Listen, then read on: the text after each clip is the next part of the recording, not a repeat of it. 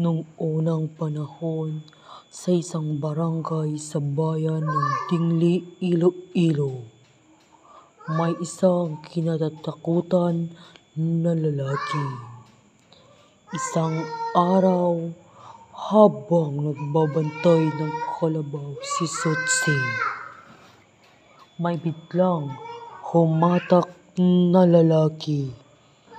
Pinasan at idinaan sa sapa papuntang tuktok ng bundok. Nakarating sila sa malayong lugar. Samantala, yung tatay ni Sutsi, abalang-abala sa paghahanap sa kanyang anak na nawawala. Ang kanilang dalawang aso may hinahabol, dumaan sa sapa at doon naabutan sa tuktok ng bundok si Sutsi na hinang-hina na.